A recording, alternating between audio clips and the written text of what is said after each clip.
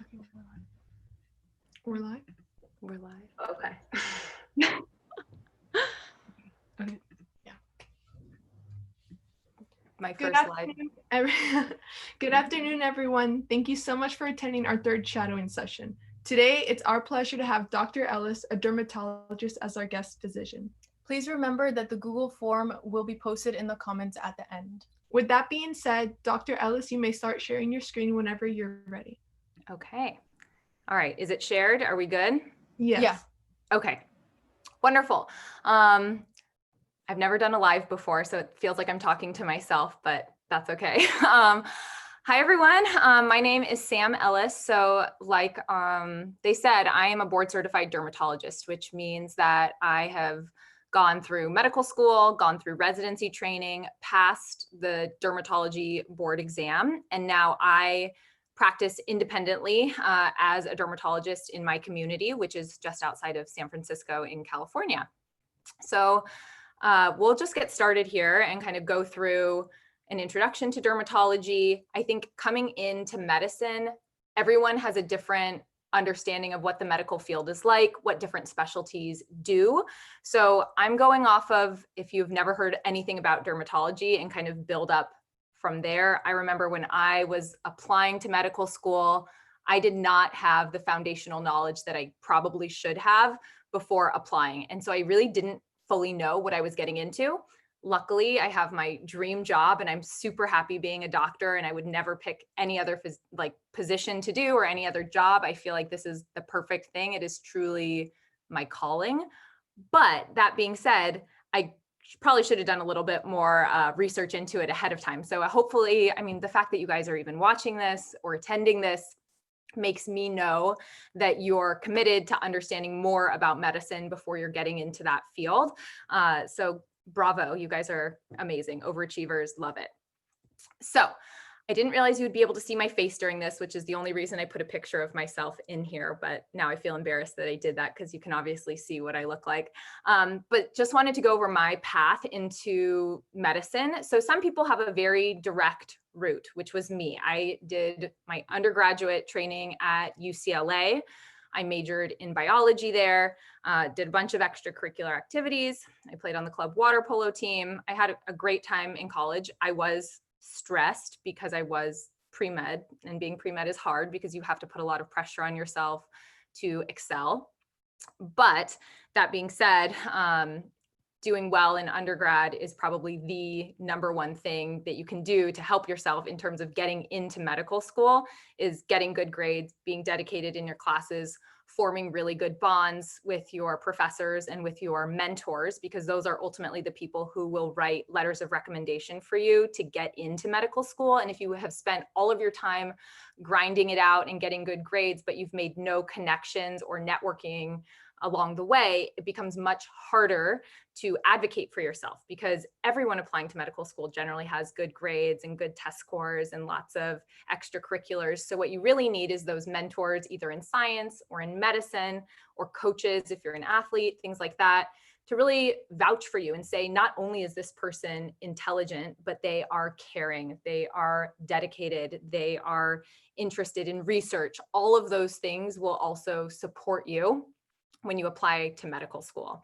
And then, so some people take time off between undergrad and going to medical school. I didn't. I was like, I'm in it to win it. I'm just going straight through. So I applied, I took my MCAT my sophomore year of college, which was probably a little early, but I was just so excited to do it.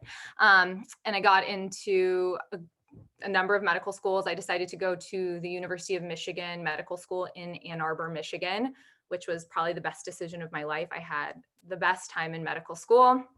While I was in medical school, a lot of different specialties actually appealed to me. So I didn't go into medical school necessarily thinking, oh yeah, I'm going to be a dermatologist. I just thought, I want to be a doctor. I want to help people. And I think that's generally what people are thinking about when they're applying. And when I was in medical school, I actually liked a ton of different specialties. Everything was interesting to me. I liked psychology. I thought internal medicine was fascinating. I mean, so many different diseases going on in the body. I loved my surgery rotations. So I liked it all. And picking dermatology was actually really a hard decision in some ways, because whenever you're choosing to be in a specialty, you're leaving some of those other medical specialties behind. So knowing that, hey, I'm probably never going to open up someone's abdomen and look at their guts inside their body. Like I have to be comfortable saying like, I'm never going to do that again. So when you specialize, that is something to think about. And for you to say, is it worth it for me to go into such a narrow field? We'll talk about it. Dermatology is a very broad field, but relatively narrow in order to do what I am passionate about and what I love. And ultimately, when I decided on dermatology, I'm super happy that I did. I love what I do. Every single day in clinic is a dream. Okay, not every single day. Most days are a dream.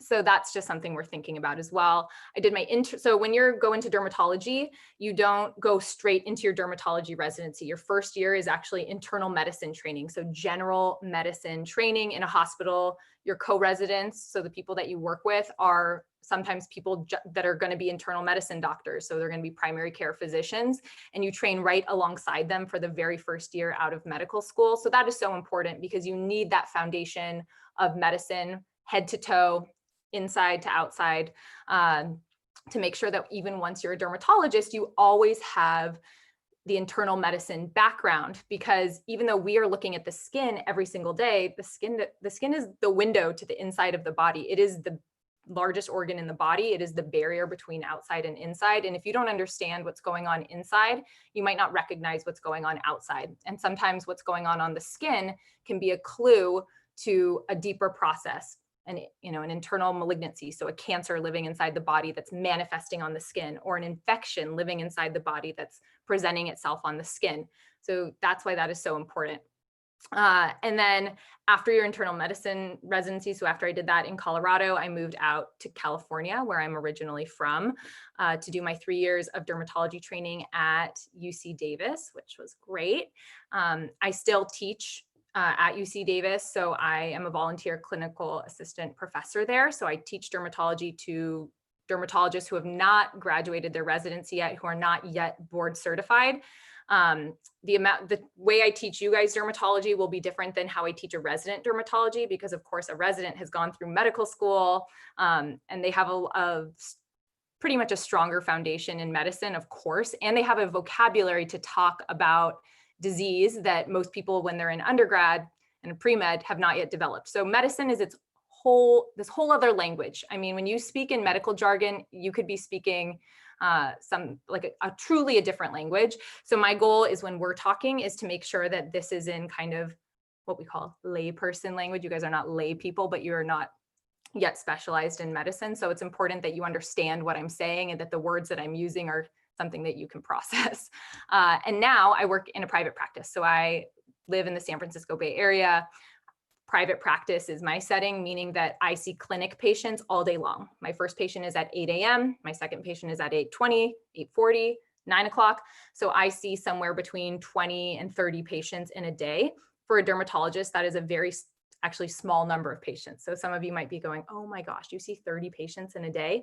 Some dermatologists see 60 patients in a clinic day. It is busy. It is busy. So that means if you do the math, that a dermatology visit can be anywhere from 5 to 15 minutes. Of course, some of my patients, I'm with them for half an hour or an hour if they're really sick, but it just if you're the kind of person who's like, go, go, go, go, go, you might thrive in a dermatology clinic environment. But if you're a type of person who is chill, likes to sit and think about things and discuss things, a private practice setting might not be where you want to be. You might want to be in academics, where appointments are generally longer. There's a lot more discussion around the cases. So that kind of will change as you go through things. But that's with any specialty. So if you're a primary care physician, you might also see 30 patients in a day, but they just have a lot more problems to go over. Okay. I cannot see any questions that are coming up, if questions are coming up. So I'm sorry if I'm missing out on things. Hopefully at the end we can talk about things, or you guys can interrupt me with the video if there's things that need to be addressed. We sent some questions in the chat box. So if I'm screen sharing, I don't think I can see the chat box. Oh, okay. I would love to address them in real time. I think that's the best way to do this, but let's see. Let's see, chat. I can read them out to you if you'd like. Oh, I see. Okay, I'm gonna keep this little Zoom group chat down here. Wait, but then you guys can see all of this too, though, huh? No, I don't You think can't see my Zoom group chat? No. no. Oh, okay, then I'll just leave this to myself here. So what kind of things, and are you guys okay with me answering the questions as I go? Yeah, Absolutely. of course. Okay. We'll send them in to you. Okay, yeah, just send them if you feel like I should answer them. There's a garbage truck right outside my window, so apologies for the sound quality. So things I did in undergrad to stand out in medical school. I think getting really good grades is probably the number one thing. There are some schools that are just going to filter you out based on your GPA. So if you're not like 3.5 and above, they might just say, hey, we're not even looking at these types of candidates, which is that fair? No, but that's just the reality of it.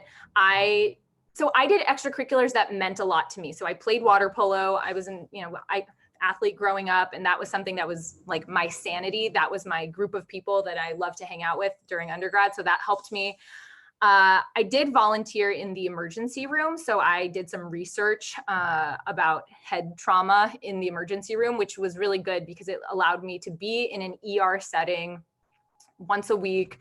My shift was from 10 p.m. to 3 in the morning. So it was a long day in college, but I would basically look at all the trauma patients that came in car accidents or motorcycle accidents, and like look at why they were like, did we get imaging on their head and why? And so that was something that I think gave me access to shadowing in a real-time thing. But you don't just want to shadow just to say, hey, I shadowed. It really, shadowing should be to understand the specialties better and really make sure that you're going into the right field, because medicine is a long road. And if it's not something you're 100% passionate about and all in on, it can be it's even a struggle if it is your passion. So you just have to you want to make sure that it's what you want to do, and you really want to do your research into that. There are a lot of other ways to make money and help people. So medicine, you have to make sure that that's exactly what you want to do.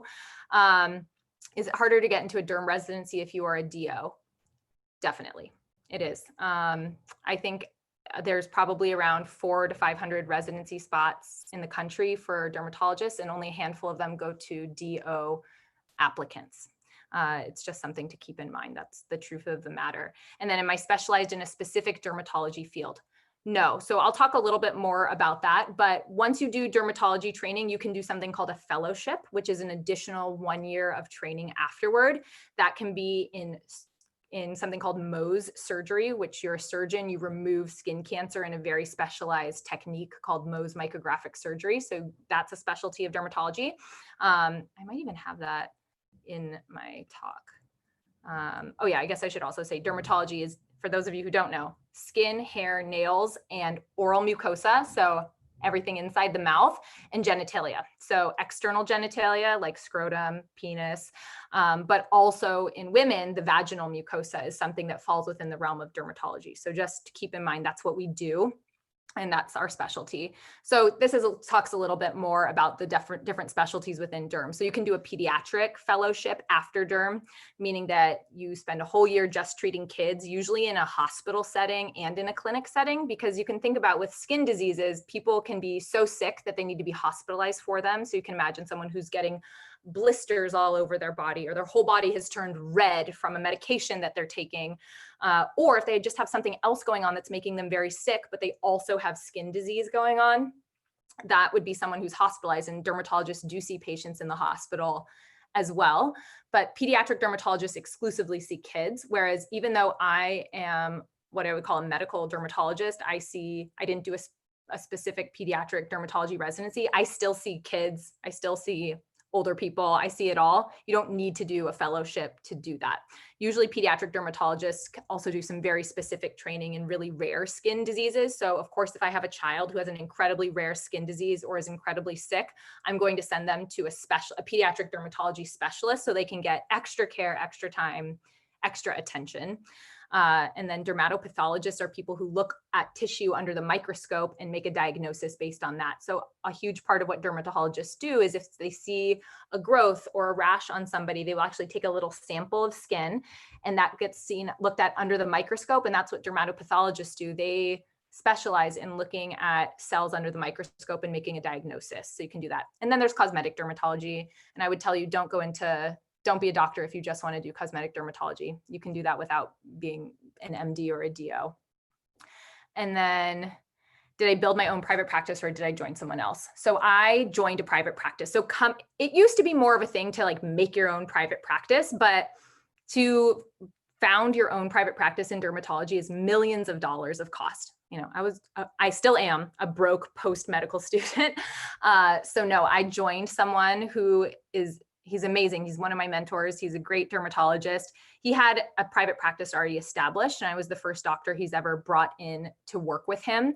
So he and I share patients, meaning that some patients are his, new patients come to me, and we work together in clinic, which I also love. I'm not isolated in a private practice. If I have a patient who has something really rare, I might bring him into the room and we discuss it and we talk about what this could be or why or how we should treat it. So even though I'm in a private practice, I still am very collaborative with my other dermatologists that works there. Plus, he's been in the field 20 years longer than I have. And so having his expertise and his experience is also incredibly valuable.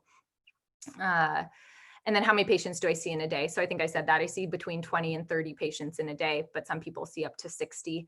But that's pretty common in derm. There are not very many dermatologists for how many people have skin, if you can imagine. So dermatology practices are always incredibly busy. The more rural you go in the United States, the busier you could be. Also, the more money you could make, because the dermatology in the middle of Wyoming or Missouri is, there's fewer of them. Whereas in San Francisco, there's actually a really high density of dermatologists. In areas of Florida, like Miami, super high density of dermatologists. So but yeah, we're always busy. There's always people who are concerned about their skin, whether that's cosmetic or for medical reasons. Okay. So when we talk about dermatology, you can think of it like the branches on a tree. So I really like this graphic. This is from one of the most famous dermatology textbooks out there. And you start with the skin, hair, and nails. And then as you get more specific, you can go into different disease states. So there's the inflammatory skin diseases. So those are generally manifest as rashes on the skin.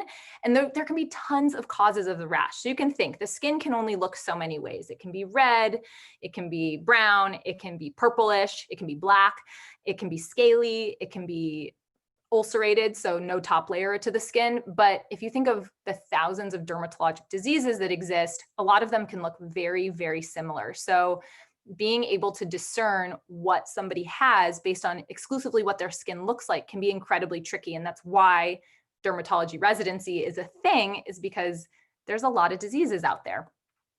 So inflammatory diseases, infections manifest on the skin a lot. So if you can imagine, if you've ever had like an infected bug bite before, or if you were a little kid and you ever had a bacterial infection called impetigo, where you get these little crusts on your face, herpes, STDs, those are all fall within the realm of dermatology. They show up on the skin. So that's another branch of infectious things caused by viruses, bacteria, fungi.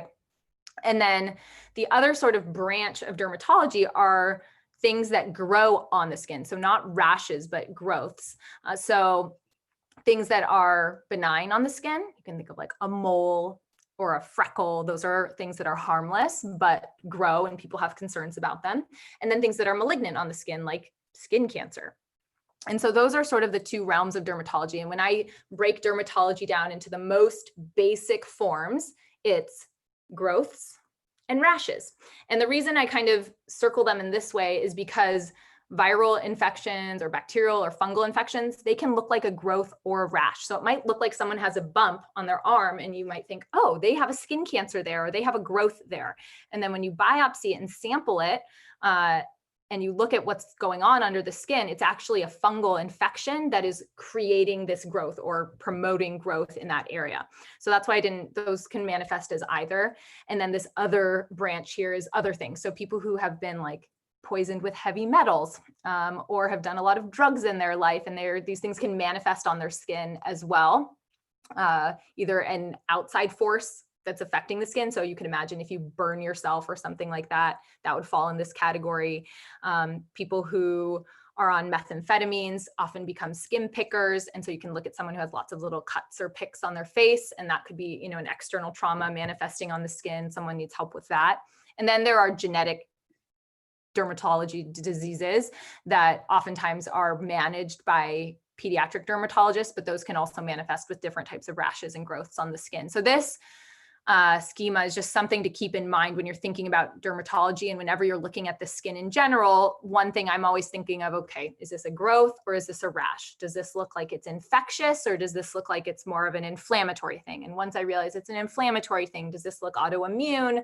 Does it look more like hives? Does it fall into a category? So dermatology is incredibly complex. I don't expect you guys to understand or know tons of dermatologic diseases. It takes an entire dermatology residency and then some to really become familiar with all of these. But more of what we'll talk about today is just how you look at the skin, how you approach a patient, how you can get the information you need to start thinking about what they may have.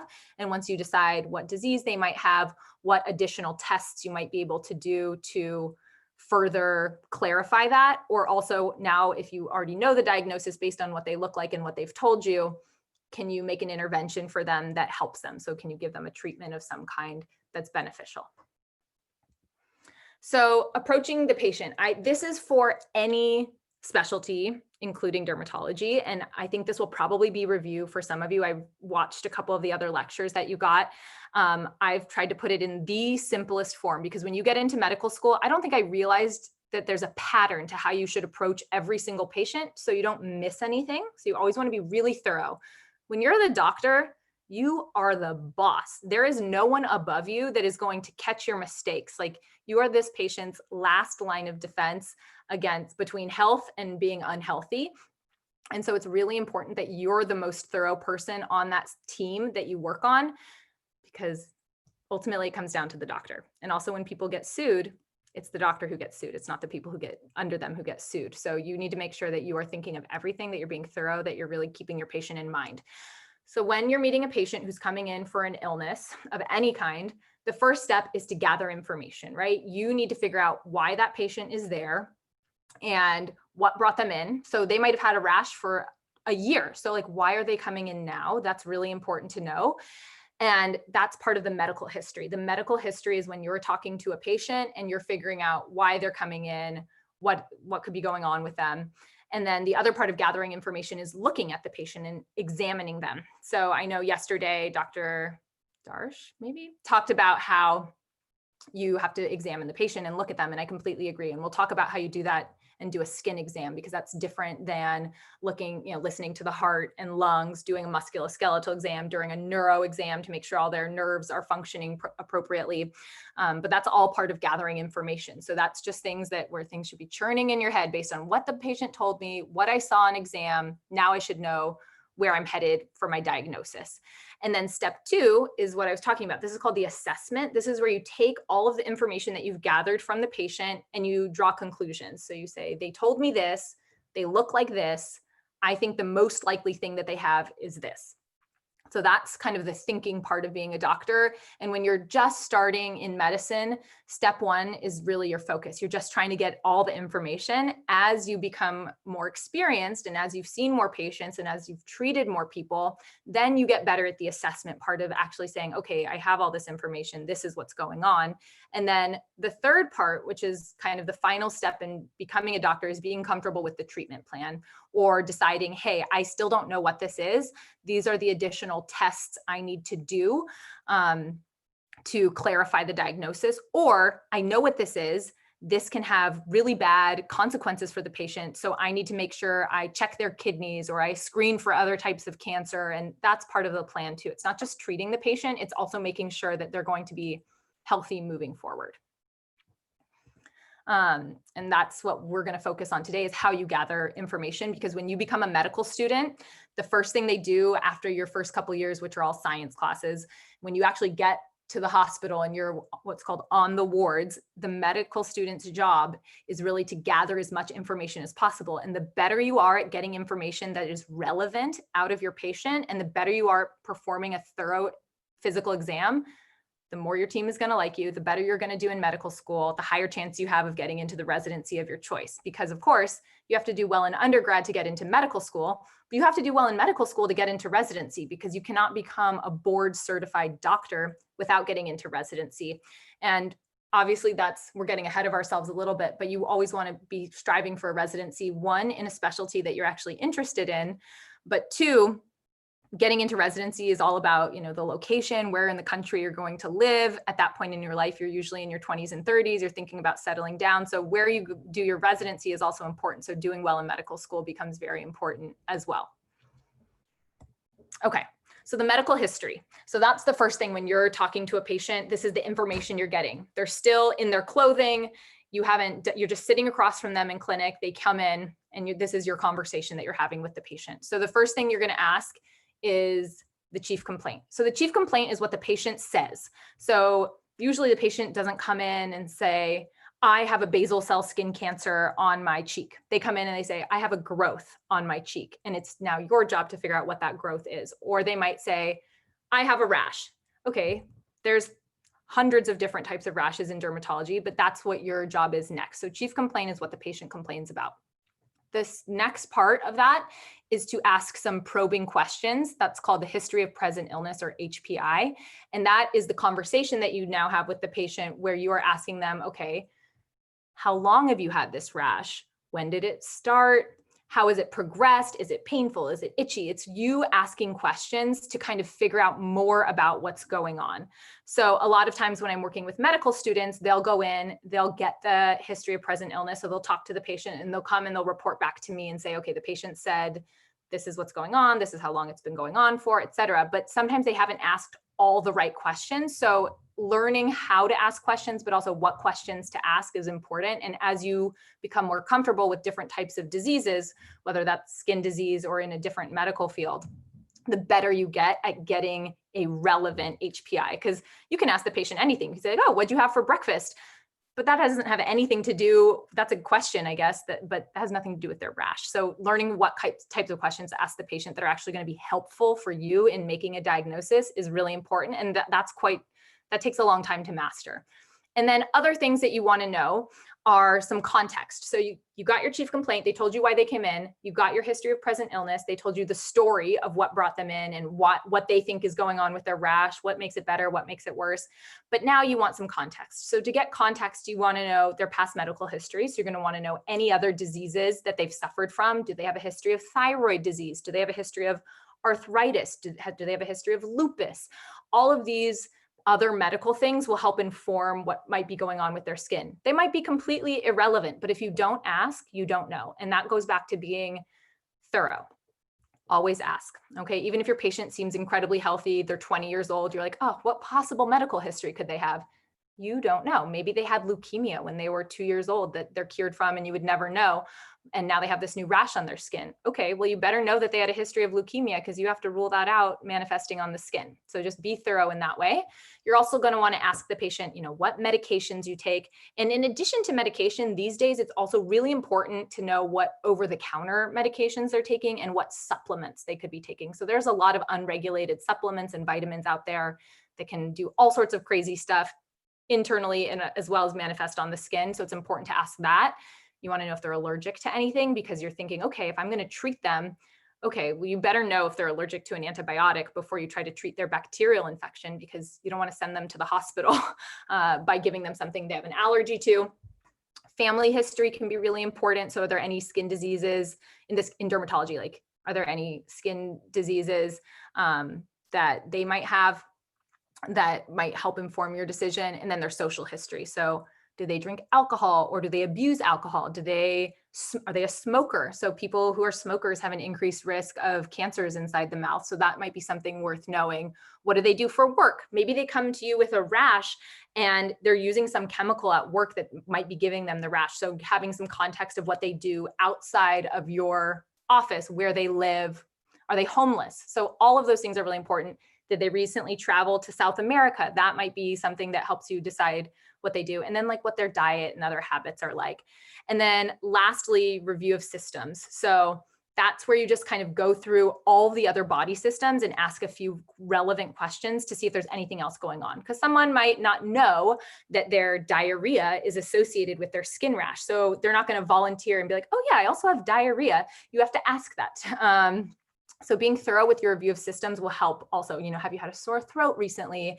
Any fevers, chills, fatigue, any vision problems, any headache, any chest pain, any shortness of breath, any wheezing, any stomach upset, any blood in your stool? You have to go through this long list of things that patients might not think to volunteer, but will help you rule things out as well. So that's something that's good to know. And then someone asked, how do you admit to a patient that you don't know the condition that they have? That takes a lot of practice. I think as you become more experienced, patients will accept that you don't know what they have. So things you can say are, there are a lot of different skin diseases that can look like this. These are the different things that I'm thinking about. And you can list off, I'm thinking about psoriasis, I'm thinking about eczema, I'm thinking about whatever you might have in your head, but you're not sure. I'd like to do some additional testing to see if we can clarify the diagnosis further. So a patient is not going to be super happy if you're like, I don't know what's going on. You have to give them a solution. So the solution generally is, let's do some more testing. Let's try this medication out and see if it helps. If it does, that makes this diagnosis more likely. Getting comfortable with not knowing the answer takes time. And I think, as doctors, we're perfectionists. We want to know, and of course we want to be helpful. So we want to know what's going on with somebody. So it takes some practice. When you're pre-med or you're a resident, it is very easy to say you don't know what's going on because you have a boss behind you who can help you. So you can just say, I don't know what's going on. Let's ask the boss. Or this isn't something I'm familiar with, but let me ask one of my mentors or one of my superiors to see if they can chime in. And I'm only 1 year out of residency, so I'm relatively new to practicing on my own. And of course, there are still cases that come in where I'm thinking, I have a good idea of what this is, but I just want to make sure because I'm the last line of defense. So I definitely am still in touch with my mentors at UC Davis. I text them all the time and say, hey, this patient came in, this is what they presented with.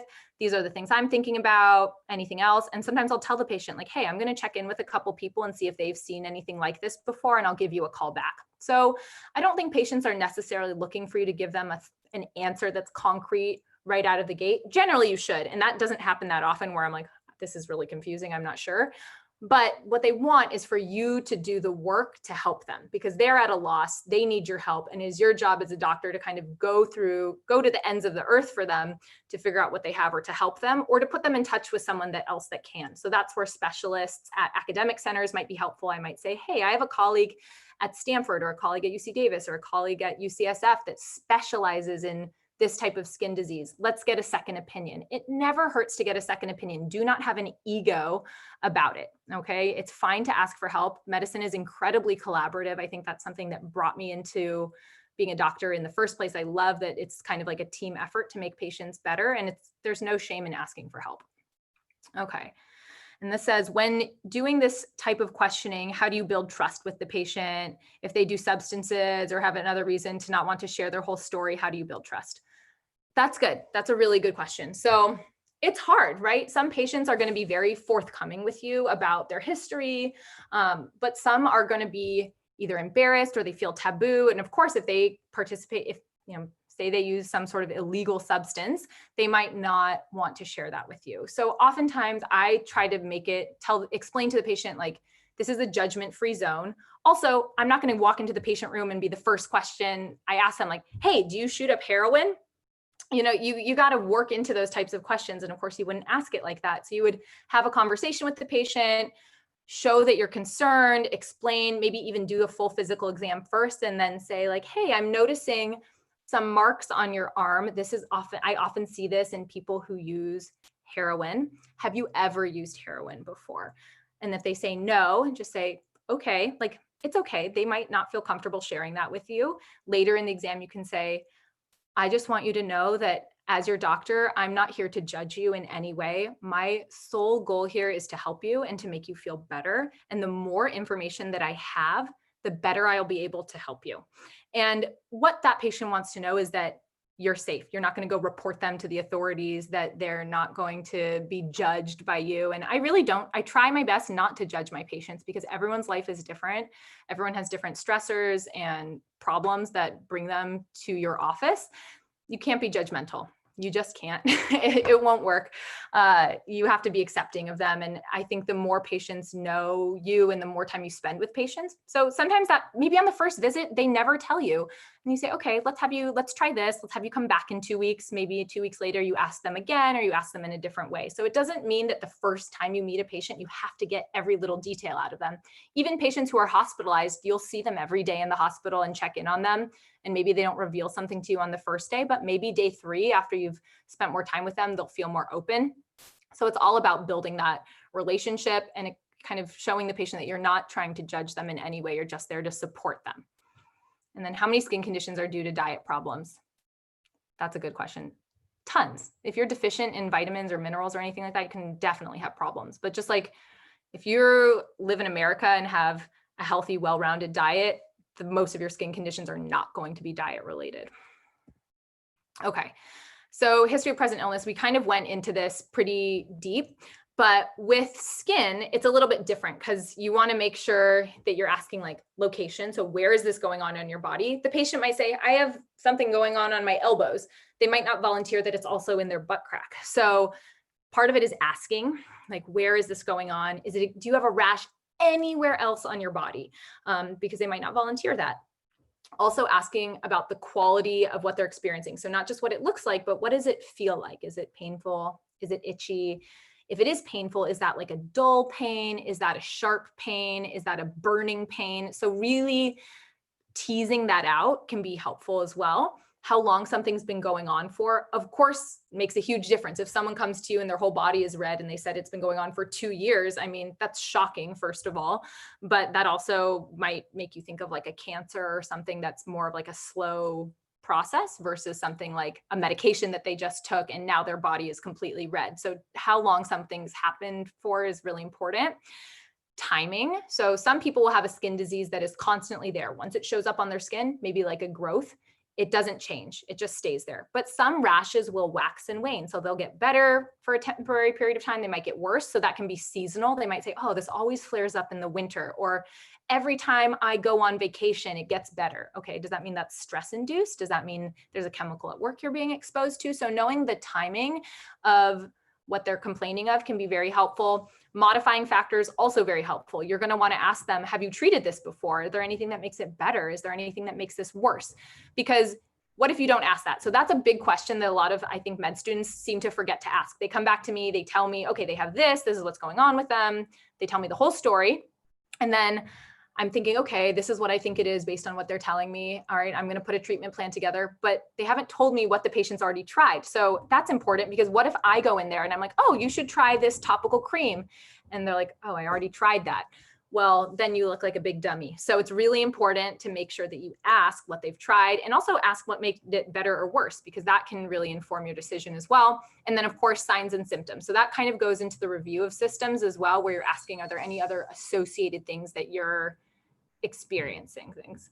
Oh, and then this is interesting. So someone said, are there any cases where you are obligated to report something? Yes.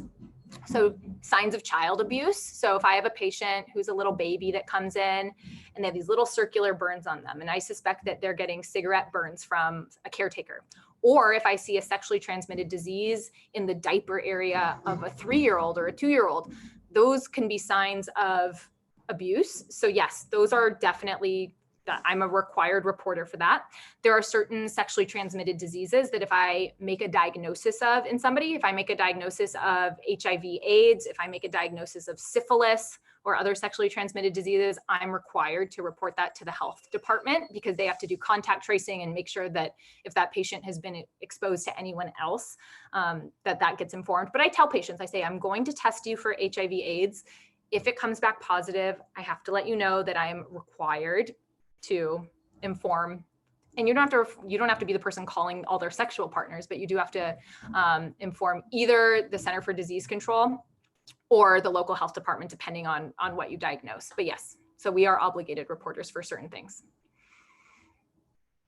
Okay, so this is just sort of an example. Might be someone who comes into your clinic and says, I have this rash. So if you guys could just take like 60 seconds, I don't know if some of you are taking notes or have paper in front of you, but just for 60 seconds, sit there and think, like, what questions would I ask this patient about their rash to help me better understand what's going on here. So I'll drink my water while you think about that. This is their back, by the way, if you need some context. This is a male's back.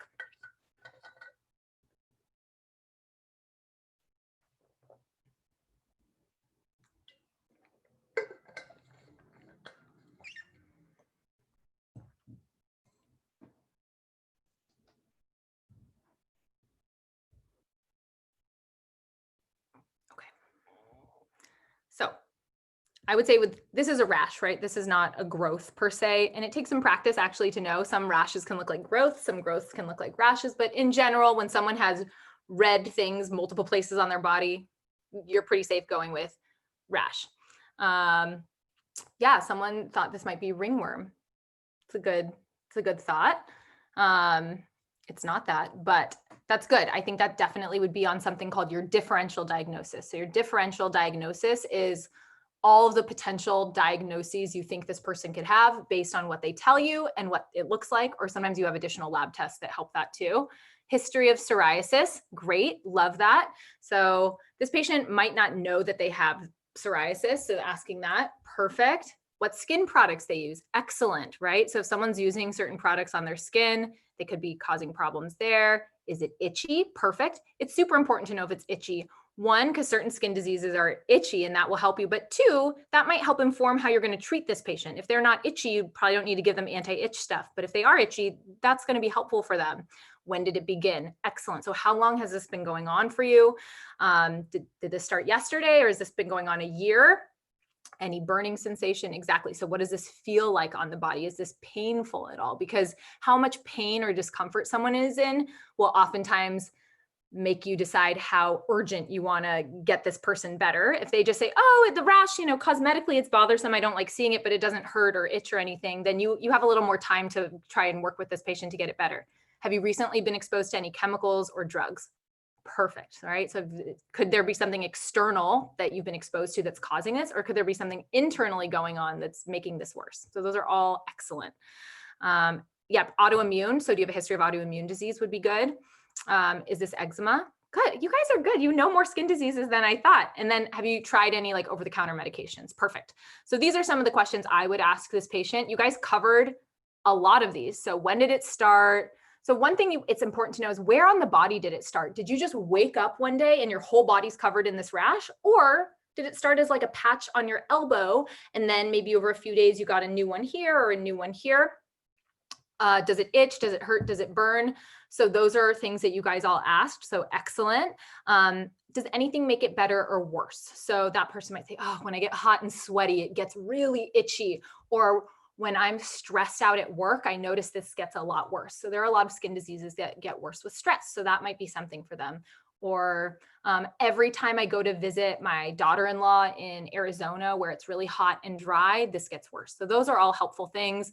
What have you tried for it? So maybe this person already knows what disease they have and they've already been to another doctor and have tried topical medications. That's important to know because that might say, okay, that would maybe be what is my first line treatment. So the first thing I would try for this person, but if they've already tried that before, what else do I need to offer them? They're coming to me now for maybe a second opinion. I need to know if I need to be more aggressive in my treatment. So that really is why you need to know what they've tried before. Have you had a rash like this before? You might go, oh yeah, I have a history of psoriasis when I was 10 years old, but it kind of went away. And for all of you guys, this is psoriasis. So psoriasis is one of the inflammatory skin disorders, presents with well-demarcated, discrete, what we call salmon colored plaques on the skin with this sort of silvery scale. This is classic psoriasis vulgaris. And one of you already knew that, which bravo. And then any other changes with your body. So I, as a dermatologist, if that person comes in and I see this rash, I'm 100%, I know they have psoriasis. So I don't need to ask necessarily all those probing questions. I do need to ask what symptoms they're having because I need to address those. But other things that can happen with psoriasis are you can have arthritis associated with it, so joint pains. So I'm going to ask, hey, do you have any stiffness in the morning in your wrists or in your fingers or in your elbows when you wake up? Do you get back pain, knee pain, ankle pain, any of that? Because if someone is having arthritis associated with their psoriasis, I need to be more aggressive in my treatment because some topical creams aren't going to cut it because that's not going to address the psoriasis component of it. I might also ask, Do you drink alcohol? We know that alcohol worsens psoriasis. So if they have a habit in their social history, I get a history of, oh, I drink 20 beers a week or something, which that I have patients who do that. We might do some alcohol counseling as part of my treatment plan. So kind of knowing what else is going on in their body can be really, really helpful. Okay, so this is the next one. So that was a rash. So now this person is this is a different person coming in with a growth. So why don't you guys send me some questions of what you might ask this person?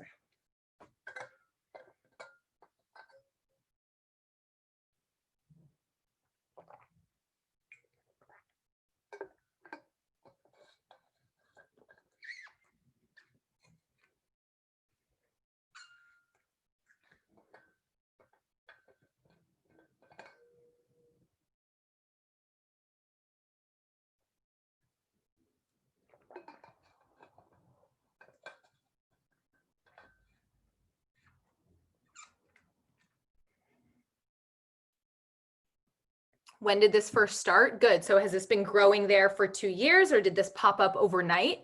Really important to know. Some things that people are saying, could this be herpes? So viral infection caused by the herpes simplex virus. Is this impetigo? So that's a bacterial infection caused by staph bacteria. Good. Are you sexually active? Very important, right? So sexually transmitted diseases often can show up around the mouth, around the anus, and around the other parts of the genitalia. So asking that is really important. Are you allergic to any foods? Good. So things around the mouth, right, could show up be related to something that they're eating. Any discharge? Good. So I usually will say, is there any fluid coming from the spot? So that could be blood. That could be something called serous fluid, which is like clear yellow fluid that could happen. Do you smoke? Excellent, right? Because we talked about how skin cancer more common in smokers. Does it burn or itch? Exactly. Do you have a history of skin cancer? Excellent. So those are really good. And has this happened before? So that would also be important, right? The person might not be too worried about it, but then, oh, they've had this 5 times. So that would be really good to know. And then has it been increasing or decreasing in size, right? So did this start as a tiny little bump on your lip and grown to this large thing? These are all really good. You guys are naturals. I don't think I would have been this good as a pre-med, so bravo. So this is, well, let's see what kind of questions I would ask them. So basically everything you said. So when did it start?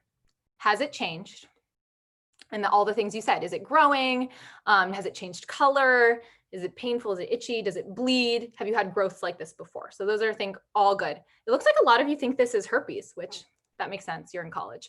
So this is actually a skin cancer. So I think a lot of you said cold sore because it kind of looks like this might be like a blister that's filled with fluid, but actually this is all a growth, and it's the cells in there they're going so bad, they're pushing up on the top layer of the skin surface, which is making it look very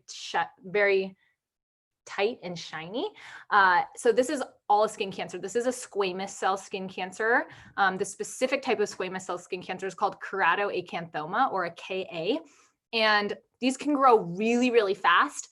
So this person could tell me, hey, I did not have this there 2 days ago, and it grew in 2 days. And that can happen with this type of skin cancer. It's very, very fast growing.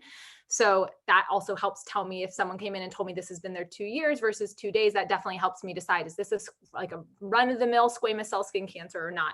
And I couldn't necessarily make that diagnosis just from looking at this. Yes, I could, most likely I could tell that that's what this is going to be, but for me to actually make this diagnosis, I would have to take a skin biopsy, meaning that I would inject numbing, so lidocaine, into the lip here. And then I would actually take a little shave where I actually remove the top layer of skin cells and send it to a lab. In this case, my lab is at UCSF, and a dermatopathologist, so someone who trained in dermatology, but also trained in dermatopathology, so they have extra training at looking at cells under the microscope, would say, hey, yeah, these cells look like squamous cell skin cancer. And then from there, this person would need surgery to remove this. So those are all really good, but getting that history can be incredibly helpful. And also, if this person says, yeah, this has happened to me 40 times in the past, then you need to be, that might tell you, okay, this person needs to come in every 3 months for a full skin check. Or if this is this person's first one, you might do some counseling about sun protection or something like that. What do you say if a person asks, how did I get this cancer? That's a good question. So of course you can't say exactly why someone gets this cancer. So I usually tell people that skin cancer can be caused by a lot of things. One is your genetics. So the DNA that you inherited from mom and dad kind of determines how likely you are to grow a cancer. But then there are certain factors that make you more likely to develop a skin cancer, like sun exposure and sunburns. Being a smoker can do it. So it's never just one thing that makes you get skin cancer. It's usually the combination of several things. And when that perfect storm happens, that's when you get a skin cancer. Now, some of those things we can't change. We can't change your genetics, but we can change some of your habits. And that's one way we can decrease the chance of you getting an additional skin cancer. So let's talk about sun protection, or let's talk about smoking cessation. So those are how I have those conversations. When people get cancer, they want to know why. Like, why did this happen to me? It feels very unfair, and no one deserves to have cancer, right? So learning to have that conversation and doing it in a way that is gentle and informative, but does not bombard the patient with too much information, takes a lot of practice. So there's a whole segment in most medical school trainings called How to Break Bad News, and learning to have those hard conversations, telling people they have cancer, telling people that they have HIV, telling people that their child has died. These are all conversations that you have to practice having, because if you don't practice having them, you don't want to mess that conversation up. That conversation is one of the most pivotal conversations that your patient will have with a doctor in their entire lifetime. They will remember everything you say and how you said it. So really practicing that is important. And so how do I tell a patient that they have cancer? I prep them. So when I am going to do a biopsy on this patient, because I have a strong suspicion it's cancer, the first time I see them, I say, the reason I'm sampling this is because I have a concern that this could be skin cancer. Now, of course, I cannot tell that just by looking at the spot with my naked eyes. That's why I'm taking a sample and sending it to UCSF for them to check it under the microscope.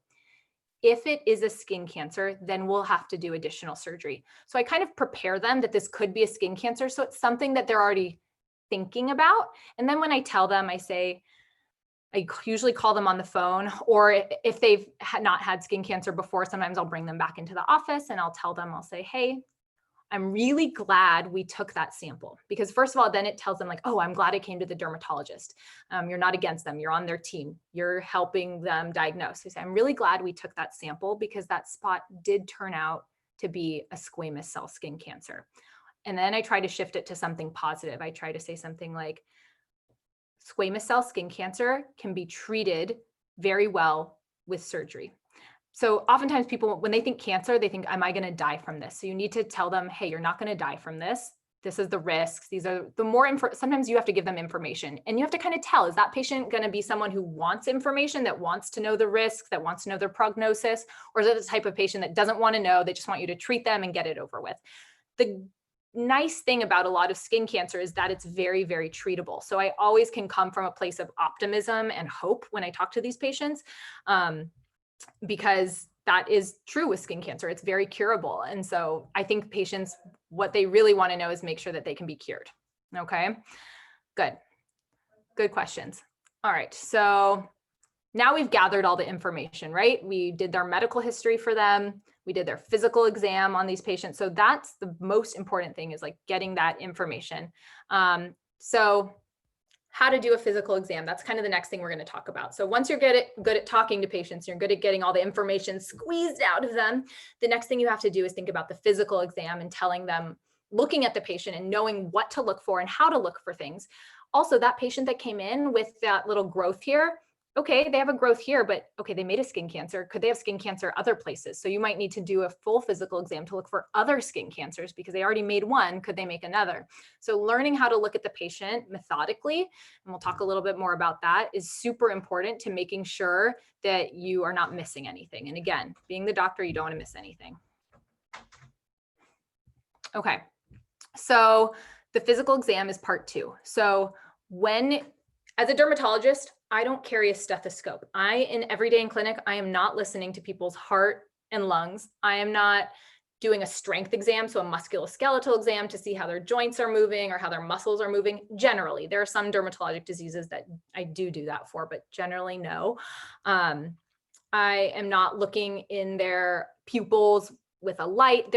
I am focusing on their skin, their hair, and their nails. And a physical exam in dermatology is called a total body skin exam. So we are looking at every nook and cranny of their skin. We're looking at the tops of their eyelids. We're looking at the little corner around their nose. We're looking behind their ears. We're looking between the butt cheeks. There is no skin off limits.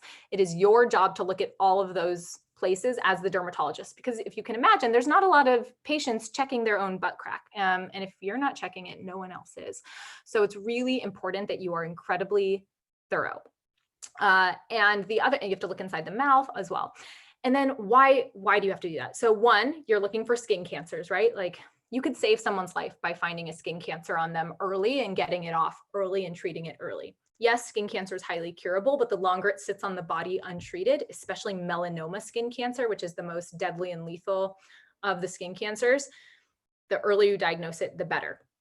And then the other reason you do a full skin exam is to get more clues to the diagnosis. So for that psoriasis patient where we saw all those red scaly plaques on their body, there are other clues on a skin exam that you can look for patients who have psoriasis. So those with psoriasis will often have little pits in their nails, or they might just have something called nail dystrophy where their nails are not growing in a normal way. They might be thickened or yellow, and that patient might not think their yellow pitted nails are related to their rash. So it's your job when you're looking at their full skin exam to look at that and look for that. You might look for through their scalp to make sure that they don't have scalp psoriasis.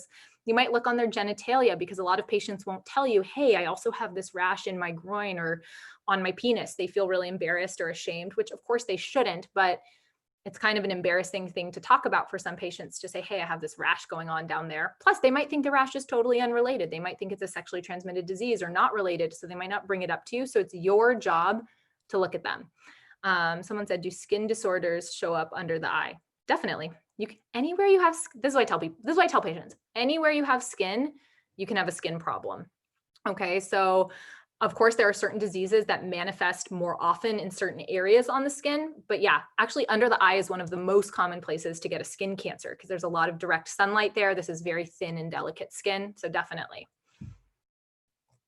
Okay, so that's why you do a full skin exam on them. And then when you are doing a full body skin exam, it's really, really important to think about how I'm doing this, what am I doing? So you need good lighting, first of all, so you can't diagnose what you can't see. So that means you need good lighting and you need your patient naked. They can have a gown on, so like a little hospital gown, but they can't have, I like to have my patients have no bra and no underwear on because every time, if they're wearing a really fitted sports bra, it's really hard to look under there. Or if they're wearing underwear, it's very hard to pull things to the side or look at someone's genitalia when they're wearing underwear. So I just sort of make it a norm in my practice. And I say, when I tell the patients to get undressed or when my assistant is rooming the patient to have them get undressed, I have them say, please remove your undergarments. If you feel very uncomfortable with the doctor looking at that area on your body, feel free to leave them on. Of course, they're the patient, it's their body, but I try to let them know that it's normal for their dermatologist to look at all of their skin. And I feel like you're doing them a huge service by doing that. But of course, you have to respect the patient's wishes if they don't want to be butt naked. And maybe the first time they meet you, they don't want to do that, but then maybe you bring them back in 6 months for another skin exam and then they've met you, they know you, they feel more comfortable. And at that point in time, you can look in some more intimate areas. So it doesn't always have to be on the first time, but it's something I try to encourage my patients to do and to not be ashamed of. And then the most important thing is to be thorough and systematic. So every time you look at the skin, you should do it the same way. So what I do is I start with my patient seated and I go through their scalp. So I take 2 little Q-tips and I kind of part the hair in lots of different places. I look at everything on their scalp first. Then I turn to the front while they're still seated in front of me and I look at their entire face. I have them pull their hair back so I can look behind their ears. I look in their eyes, in their nose, and I have them open their mouth and in their mouth. I will feel their lymph nodes at that point in the neck as well. After that, I lay my patient completely flat on the table. Okay, the reason I do that is a lot of women with their breasts and their tummies, they don't feel very comfortable for you sitting up and just looking at their naked body. A lot of people feel a lot more comfortable if you lay them flat so everything's nice and flat and they don't have to feel self-conscious. Also, if they are overweight in any way and have any skin folds or skin rolls when they lay flat. Those kind of flatten out the rolls so you can look in between, because skin folds can, a lot of bacteria, a lot of fungus can live in those areas. So you want to make sure you have access to all their folds. For women with larger breasts, you want to make sure you're able to look up under their breasts. So I lay them flat on their back. I look at their neck, their chest, their breasts, their inside their belly button. I then look in their genital area, the tops of their legs, their knees, their shins, and then their feet. So when they're laying flat, it's easy for me to check the bottom of their feet because their feet are facing me up like this. I then have them roll over, and I have a gown on top of them. So I'm just sort of moving the gown as I do that. I then have them roll over to their tummy, and I check the whole backside. So I'm looking at the back of their neck, their upper back, their arms, their butt crack, the backs of their legs. And then that's how I do my skin exam every single time, so I don't miss anything. If you're methodical, you don't miss it. It just becomes like a habit. Like, I think all of my assistants could tell my patients how I'm going to do their skin exam, because, and patients I've had for a long time, they already know what I'm going to do. So they are, once I'm done checking their feet, they know they're rolling over already because they're prepared. Okay. I know this is going over an hour. The last thing I was going to talk about a little bit is like what diseases can look like on the skin. But if I don't have time, you guys can totally cut me off too. It's up to you. And then just putting it all together. So you got the medical history, you did the physical exam. The next thing is the assessment and the plan. And that will, in future sessions, if we do this again, we'll talk about how to make an assessment and how to make a plan. The last thing I want to talk about is, well, first of all, do I need to stop? No, it's okay. You can keep going. Okay. Everyone loves you in the comments. Yeah. Oh, thanks, guys. Size are sweet. So the next thing I really want to talk about is something called morphology. So morphology is how you describe what you see. So you guys saw back many slides ago that psoriasis patient who had those red scaly plaques on their body. And you might have been looking at that patient going, yeah, I know that's not normal skin, but I don't know how to describe what I'm seeing on this person's body. And so that is the art of dermatology, is being able to describe something. And I think every single type of doctor, whether you're a dermatologist or not, should feel comfortable describing skin findings. Because when I go to see patients in the hospital, oftentimes an internal medicine doctor will call me or page me, and he'll say, okay, I have a patient, they have a rash on their body. And I'm going, okay, a rash on their body, that could be about 1 million things. So it would be really helpful if he could tell me, hey, they have a well-demarcated, scaly red plaque on their upper back, because then that gives me a lot more information to go off of. So whatever field of medicine you go into, you definitely want to make sure you're good at describing things.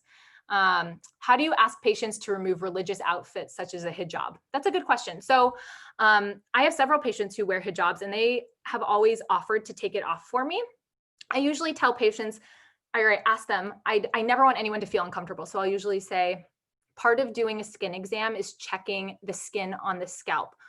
If you feel comfortable with me checking the skin on the scalp, would you mind removing your headwear?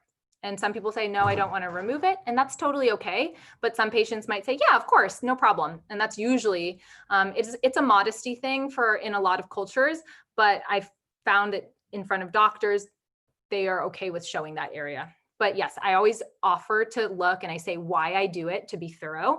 And if I let it, but ultimately it's their choice. Okay. So you never want to push someone to do something they're uncomfortable with doing. So back to morphology, describing what you see is really, really important.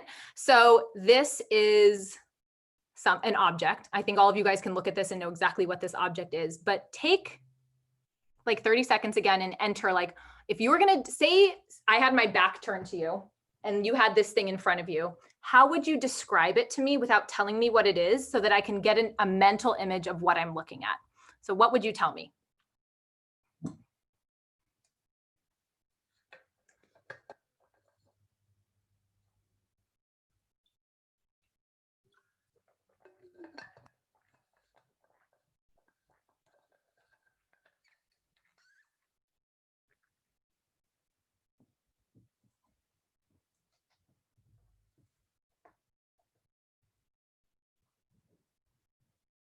Kind of hard, right? It's like, it's kind of tricky to think about how you would describe something when you obviously know what it is. but this is Derm 101, like practicing describing things. So for those of you, if you're feeling stuck thinking about things like color, shape, size, those are all really helpful. Good. So I see round, circle, yellow tones. Good. So like yellow can be a lot of different shades. So like, but this is pretty much like straightforward yellow, 4 holes in the center of the shape. Good. Good. So someone might want to know, what size are the holes? Are these like really big holes sitting in the center? Are they small holes? Circular with raised edges. So good observation, right? So this does have a raised edge. Excellent. 4 symmetrical holes. Good. So them being the same size is important. You might want to say, are these circular holes? Are they square holes? What's the texture of this? Is it bumpy? Is it fuzzy? What are you seeing in terms of texture? Slight brown on the edge, I see someone said. Excellent. So it's not maybe a uniform yellow color. There's one edge that has more of a brown hue. So good. So good. Excellent. Smooth, shiny finish. Great. You could even say it's made of plastic. So I'll also show you how I describe this, which I actually think you guys probably did a better job. So I said this is a pale mustard yellow, 1 centimeter plastic, flat, smooth, circular object about 1 millimeter thick with a raised rim. In the center, it has 4 evenly spaced 1 millimeter circular holes in a square configuration. So that's how I described it. There are lots of ways to describe something, and the more you practice describing things, the better you'll be. So even when now I feel like you guys are going to go home and look at like your parents and find little spots on their body. That's what I did when I first got into medical school, and think about how you would describe it. Is it brown? Is it raised? Is it papillated, meaning is the top kind of bumpy? There's lots of different terms that you use to describe it. And there's a really large lexicon of terms. So as you become more familiar with all of the terms we use in dermatology, you will get even better at describing things. But the whole reason we did this is because all of these things we addressed, right? The color, the shape, the size, the texture, additional features. And anytime you're looking at something on the skin, you're going to want to be able to do that. So we'll just talk a little bit briefly about different types of things you can see on the skin.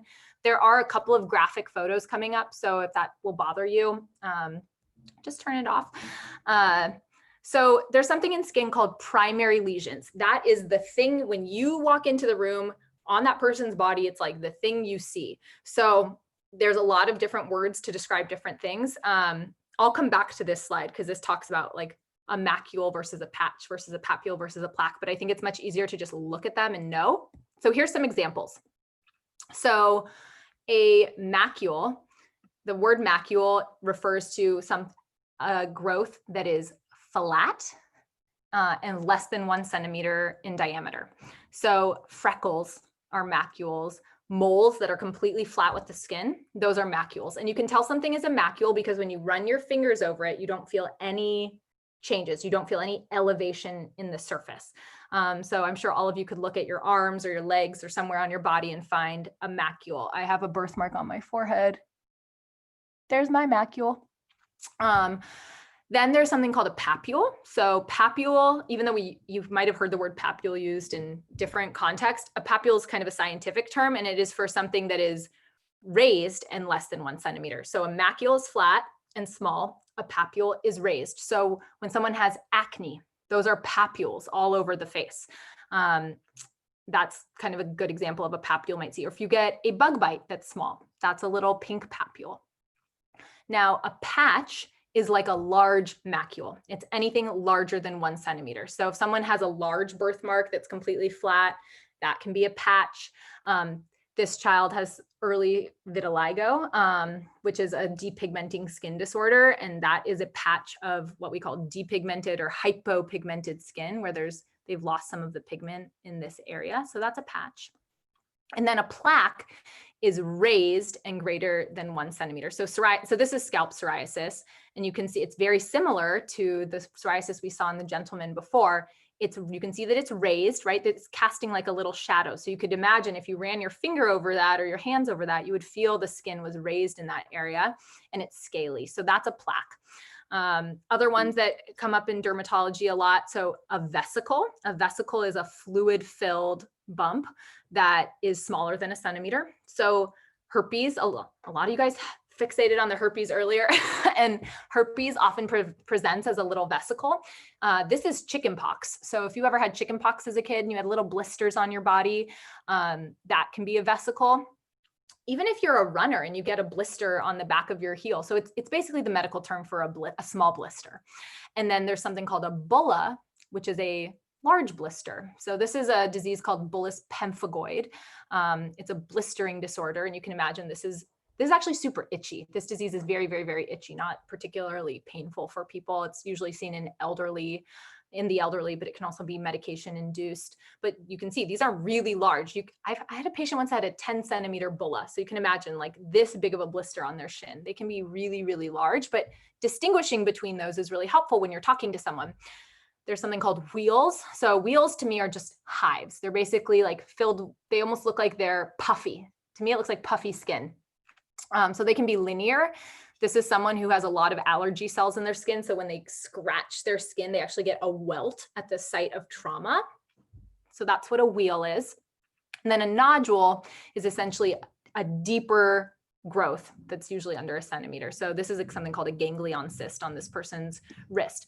But you can see these are all different things. And the more you advance your vocabulary, the better you're able to talk about these things, the better you're going to get at describing them. So then in the future, if I do another session with you guys, we'll actually have some cases and you can practice describing what you see using this type of terminology. And again, it takes practice. And then things can have secondary features. So the primary lesion is like macule, papule, plaque, patch, vesicle, bulla, nodule. Then that just tells me like the shape and the size of things. And then the secondary features are things like scaling or crusting, or if the top has kind of ulcerated off. So this is an ulcer. So this is a disease called pyoderma gangrenosum, which is a very very morbid disease where you get these spontaneous ulcerations on the skin, incredibly painful. So this is really an ulcerated plaque. So it's a plaque because it's larger than a centimeter and it's raised. It has some texture to it, but then it's not just a plaque, it's ulcerated. So that's a secondary feature. Same with this central area here. This is ringworm or something called tinea manum, which is basically a fungal infection of the hand or the wrist. And you can see this is an erythematous, so a red patch. It's a patch because it's probably a little bigger than a centimeter with a peripheral border of scale. So scale is the secondary feature here. Patch is the primary lesion in this case. And then one of you guys brought up impetigo earlier. So that's a staph infection on the skin, bacterial infection. And these are actually what we would say like red patches or macules, so flat areas of red, but then they've become crusted. So with a yellow or honey colored crust is how we would describe that in dermatology. So those are other ways you can describe things, is not only what it is, the primary lesion, but also the secondary features like crust, scale, ulceration, okay? And then last, I'm almost done, I promise. And then the last thing is the shape and the distribution. So if you tell me someone has a plaque on their arm, that's helpful. But if you tell me it's focused on the chest or in a linear arrangement on the arm, that's going to help me think of other things that this disease could possibly be. So how it's distributed on the body, is it just palms and soles?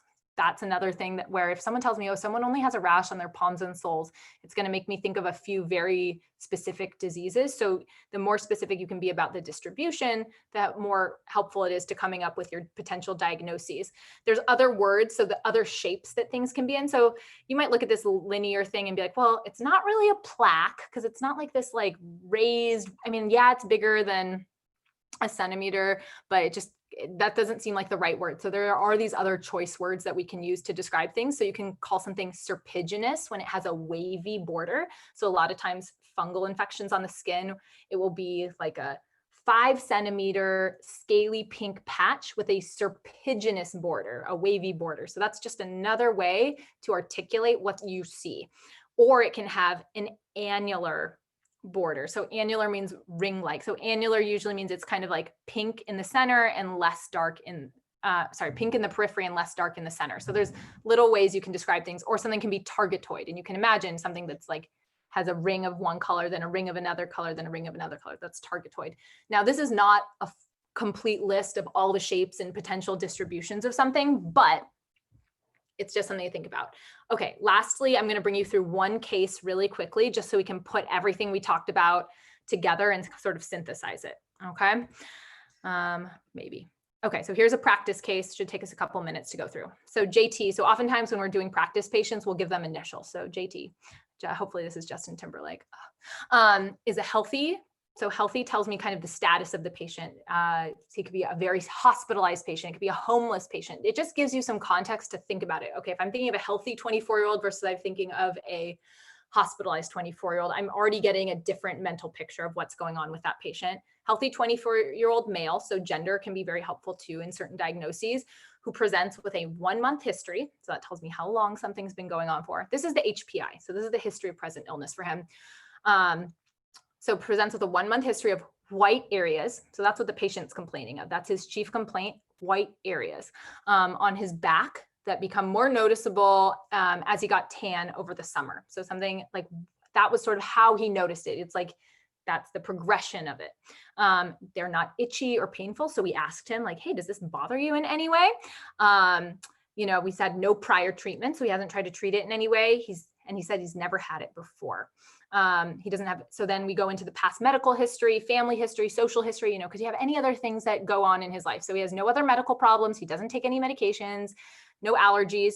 One of you saying, is this vitiligo? That's a good option. So if you're thinking about vitiligo, which is an autoimmune disease in the skin where you lose pigment, then it can look like this. Something you might ask the patient is, do you have a history of autoimmune diseases, a history of thyroid disease, lupus, diabetes? These are all autoimmune diseases, and people with vitiligo are more likely to have other autoimmune diseases going on. So that might be something you pick up in the history as well. This is not vitiligo. Okay, so that's our HPI. So now we have to think, okay, now what does he look like? This is where we're doing our physical exam. Of course, we would look at his whole body, but after we looked at his whole body, this is the only area that he has something going on. So how would you describe these findings? What do you see? These are like some clues to kind of think about how you would potentially describe this. But if you can think back to like, what's the primary lesion here? What am I seeing? Think about that. How would you describe this if I said, okay, you went in the room, I haven't seen him yet. What am I expecting to see when I go in there? What do you think when he takes his shirt off, what am I going to see? I'll give you a couple, 30 seconds to do that.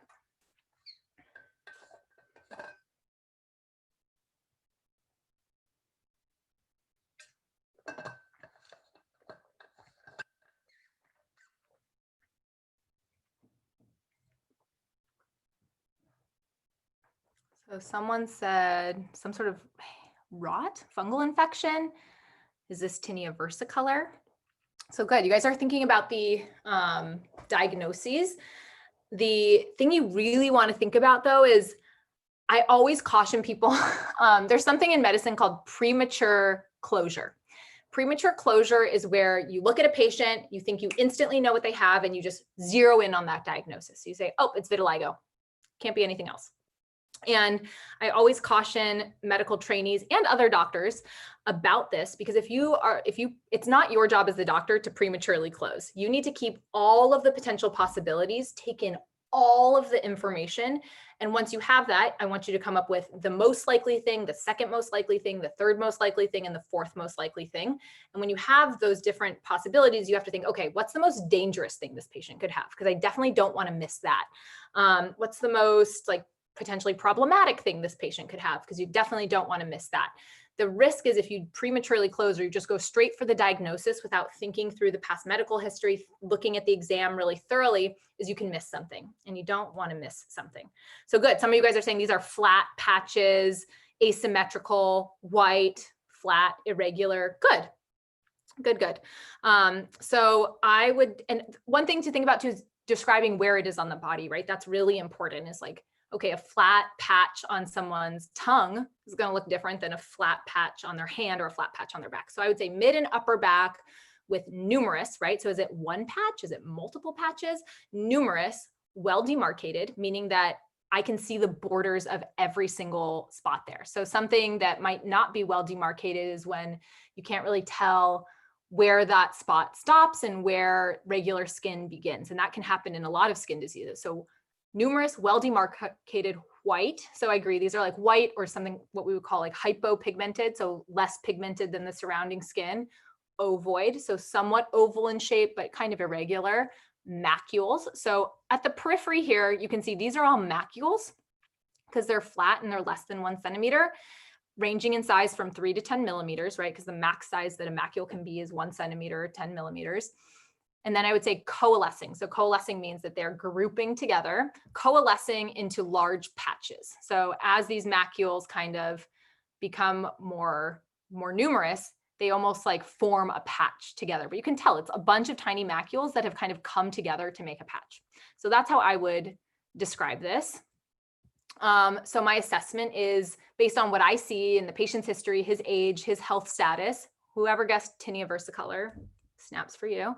I would favor tinea versicolor in this patient. So that is a inflammatory skin disease that causes some depigmentation of the skin. If I looked really closely, this is actually probably a little bit scaly as well. So that's my assessment. My assessment is that he most likely has tinea versicolor. So what fungus causes it? So there is a fungus called Malassezia, and Malassezia is a yeast that normally lives on human skin, but it feeds on oil. And so it's really common for it to become overgrown in certain areas that tend to be oily, like the chest and the upper back. And so when it overgrows, some skin gets a little freaked out by it. And not everyone who has this on their skin is going to have a reaction like this, but some people, their skin is like, whoa, whoa, whoa, too much fungus, too much yeast. I'm going to start depigmenting. I'm going to have this inflammatory reaction like this. It's actually incredibly common. I see it all the time. Very easy to treat as well.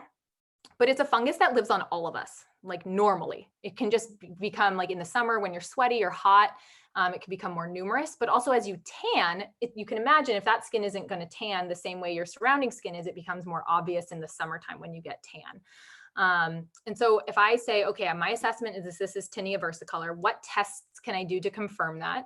So there are a lot of, so I guess I could take a skin biopsy and send it and look under the skin, but I don't need to cut this patient to know what's going on. You can do something called a potassium hydroxide or KOH preparation, where you actually just scrape some of the top layers of skin off, not causing any bleeding. You just get a little scale on a slide and you look at it under the microscope and you can see the organisms. So I do that in clinic. I don't have to cut the patient. I can just step out of the room for a couple minutes, look at that under a microscope, make the diagnosis right there, come back in and treat them. So that's my plan is, okay, I'm going to do a KOH preparation on this patient. I do that. It comes back positive.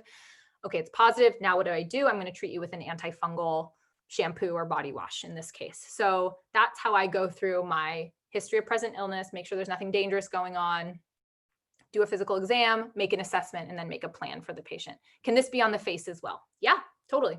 There's a lot of other things that can cause hypopigmentation on the face, but yeah, this can happen really technically anywhere on the body. I've seen it most commonly jawline, upper chest, upper back. And is there a reason for it to be more on one side than the other?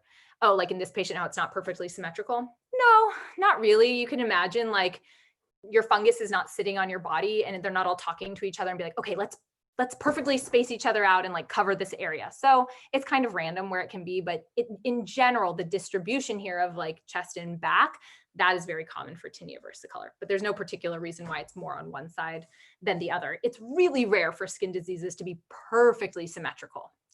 There's usually some variation between left and right. Or I don't know, maybe he sweats more on one side. Maybe he spends more time leaning up on his chair, so he gets more oil there, so more fungus grow there. There's lots of potential reasons why that could happen. Okay, so that's our practice case. To review, your goal when you're first starting out in medicine is to gather information. And if you're doing shadowing, and what you should be doing is when you're following a doctor in person is when they're interviewing the patient, when they're talking to the patient, you should be thinking, what would I ask them? Are they not asking anything that I would ask? Or did they ask something that I didn't think about asking? Because every time you observe when you're shadowing someone else doing something, it's an opportunity to learn. It can be a very passive experience if you're not constantly asking yourself, what would I do? How would I approach this? It's very easy to just sort of sit back and have it like play in front of you like a movie. But when I encourage you, any type of shadowing you're doing, even shadowing like this, where you guys were super participatory and putting in your answers and thinking, the more you think when you shadow, the better you're going to be when you get to medical school at getting information, the better doctor you're going to be ultimately in your life. So gather information, make an assessment, create a plan. That is always your approach. Any patient, whether they're coming in for a stomach issue, a head issue, a skin issue. This is the same way we do it every time, no matter what kind of doctor you are. So with that, I'll leave you with my little advice, which is on your journey through medicine, keep an open mind and an open heart. And I say that because the path through medicine is not a straight one. There are going to be ups and downs through it. You might one day think you want to do one specialty, another day you want to do another one. There might be a day you want to quit. There might be days where you realize why you want to continue with it. So with that, you want to keep an open mind, because you can change your mind about things, and that's okay. Even if you thought your whole life you want to be a doctor and you change your mind and you don't want to be a doctor, that's okay too. You guys are really young. I know it feels like there's so much urgency to get into the workforce and start figuring out your life, but it's okay to take time to pause and figure things out. And I wish someone had told me that growing up too, because looking back 5 years or 10 years, taking a year or two off from school to kind of figure out exactly what you want to do, or taking that time to build your resume so that you get into the medical school that you really want to go to. Those are all valuable things, and it's something just worth thinking about. And then I say keep an open heart, because it's easy to get too focused on just getting into medical school or becoming a doctor. And you always have to bring it back to, why am I doing this? What drives me? Hopefully it's the drive to help people, to improve society, to discover new diseases, to research. But you want to have an open heart, because if you're a doctor and you lose that empathy, you lose that care for your patients, you're not a good doctor anymore. You need to always have that love and that caringness for your patients in order to maintain being a good physician and being a worthwhile physician and being someone that your patients can really trust and depend on. Okay. I'll get off my soapbox. That's it. Thank you guys for listening. I know that was really long. I do have an Instagram that I talk a lot about derm. I take you through my day. We go over cool cases. I'm a cosmetic and a medical dermatologist, so I do cosmetic stuff on there too. But if you guys are interested in that, then come hang out with me. Also, I always try to answer all my DMs and things like that if you guys ever have questions about medicine. So thank you. Thank you so much for listening. I hope this was helpful for you guys. Thank you so much, Dr. Ellis. This was very interesting. All of us loved learning from you. Everyone, make sure you check her out on her socials. Additionally, thank you all for attending. The link to the Google form has now been posted in the comments as well as in our Instagram bio, so please fill it out in the next 30 minutes to receive your verification of attendance.